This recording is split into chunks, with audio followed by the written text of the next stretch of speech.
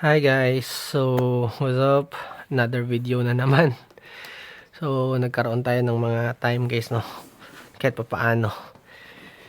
So, first and foremost pala guys ay today pala guys ay na-receive ko na yung ticket ko for KOB. So, nag-qualify ulit tayo for the King of BMAX this year. So, last year medyo ang pangit na maganda yung experience natin sa King of BMAX sa pag-qualify last year kasi nag-qualify tayo sa Daimatsu na ang tawag nito, racing center. Nag-champion tayo doon. Pero ang nangyari ng King of BMAX doon sa championship race na, ang naging sobrang pangit ng performance ng kotse. Well, actually it's my mistake talaga, personal mistake ko 'yun. For the reason is bago mag-umpisa yung race, hindi ko talaga ginagalaw yung auto ko. Wala akong maintenance lahat, wala kasi that time din talaga guys ay sobrang busy ko talaga sa trabaho. Tapos syempre bagong panganak kasi si Mrs. din eh. Tsaka ilang buwan lang siya bagong panganak nun, mga siguro 2 buwan lang. 2 buwan pa lang, parang ganon. Yun, parang 2 buwan pa lang mahigit, parang ganon. So, yun nga, medyo busy talaga, wala talagang gana masyadong nung last year maglaro-laro talaga. So, kaya, but this year, nakakuha tayo na ito. Nakuha natin to guys nung December na race. So, napanalunan natin siya sa mini geeks. So, ang nangyari, hindi tayo nag-champion. Bali, runner-up lang tayo. First runner-up. Pero, may ticket pa rin. So, binigyan nila tayo ng ticket. So, ayan. Eto na yun. Okay, so, and also, mayroon lang ako konting first pala guys ay eto. So, Ryzen. Hindi ko pa, nabili ko na siya. Nabili ko siya for magkano to ngayon? 400 something. Basta around mga ganyan. Siguro 400 something nabili ko siya. Siguro 480. Tama ba ako? 450. Basta 460 something. Siguro mga ganun. So, nabili ko siya ng ganyan. And kaso hindi ko pa talaga siya na-open. Wala pa. So, pahintay lang. I know, alam ko meron yung nag-message sa akin eh. Meron nag-comment din na regarding dito. So, pahintay lang ako saglit guys ng ilang araw. Bubuuhin ko to. Pero, baka uunahin ko munang itono pala guys ay etong main ko. Actually, etong main ko talaga. Yung gusto kong itono ngayon. May may additional settings na ako nang gagawin dito ngayon. Okay, so eto na settings. Ito pa yung settings nung naglaro ako nung kailan ba yun? Naglaro ako dun sa EDM ba yun? Parang ganun ata. Basta eto yun. Ito pa yung lahat. Tagal na.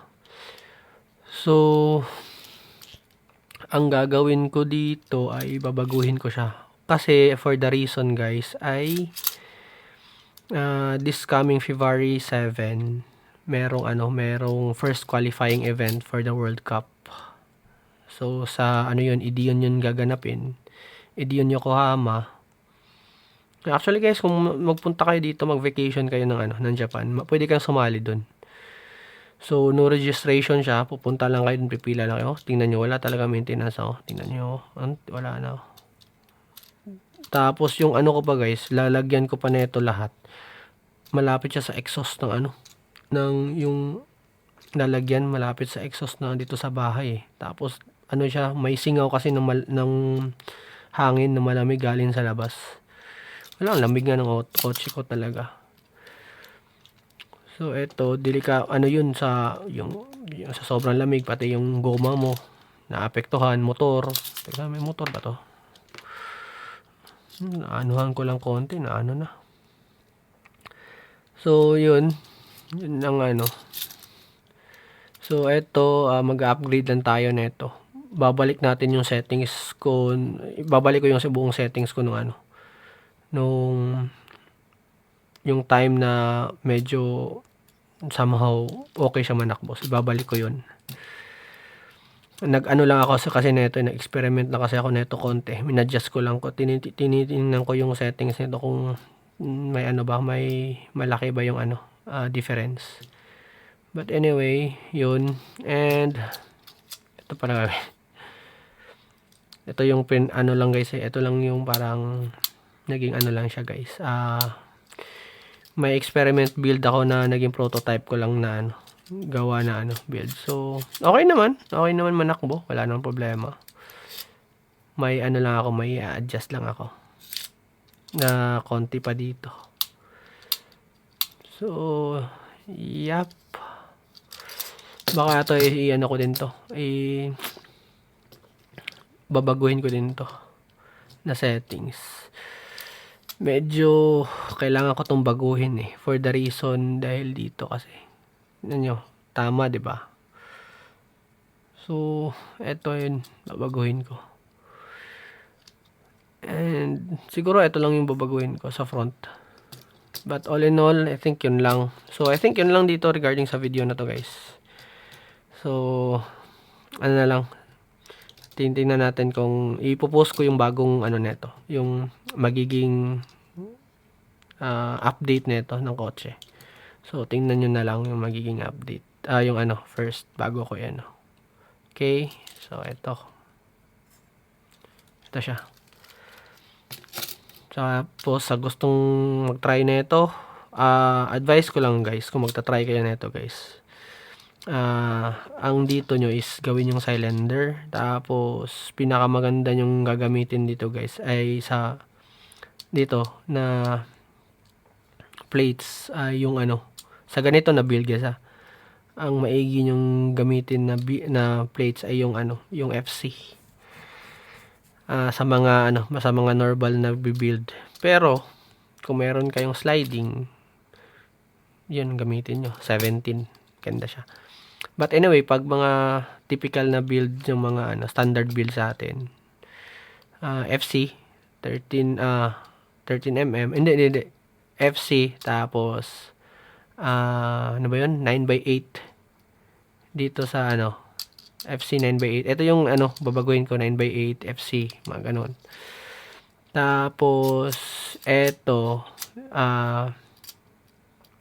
yung ano pala, dampers dito guys ay ano, yung cylinder. Hindi, tama na to ano, either lalagyan nyo lang ng nips or papalitan nyo ng cylinder talaga, yun. Pero nips na lang, mga ganun, kasi mataas naman yung ginamit na ano ko dito tawag na ito, screw. And dito banda, ito guys, pansin nyo may ano dyan guys, may naka countersunk. Maglagay kayo dito guys ng ano,